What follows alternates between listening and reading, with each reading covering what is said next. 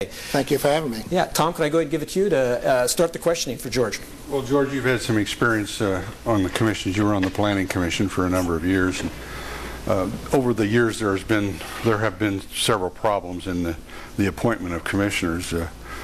Should that be the job of the mayor, or should it be a collaborative effort on the whole council? What are your thoughts on that? I got two thoughts on it. First of all, I think that the council should work as a team. And even though the mayor makes the recommendations, I think the council persons also should have a portion or a part of the nominating process. The other thing I feel very strongly about is that whoever appoints, whether it be the mayor or the council, that they should appoint people who have experience and background in the particular commissions, i.e. the Planning Commission or Community Relations Commission. Either one works, but the problems that they've had over the years, and you correctly mentioned the problems, they're basically problems where there's been a division within the council and they're fighting over which people they should put on the commissions. The commissions should be non-partisan and non-political. They should be concentrating on the purpose of their commission.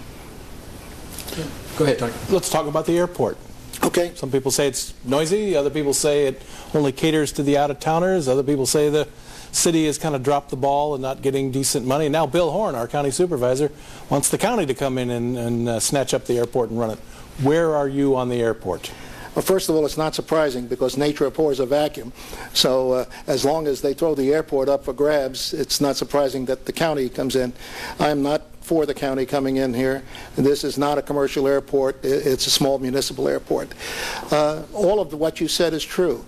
I think that the council has dropped its ball with the airport. They've decided before they got their studies that they don't want the airport, so therefore they choked it off.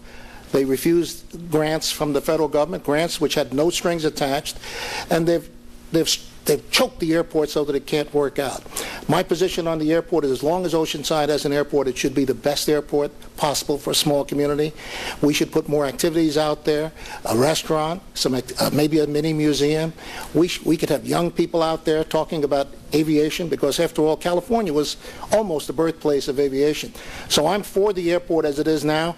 10 years from now, I don't know, because the airport is extremely limited. It's limited by air defense identification zones, it's limited by prevailing winds, and it's limited by the runway itself and the land.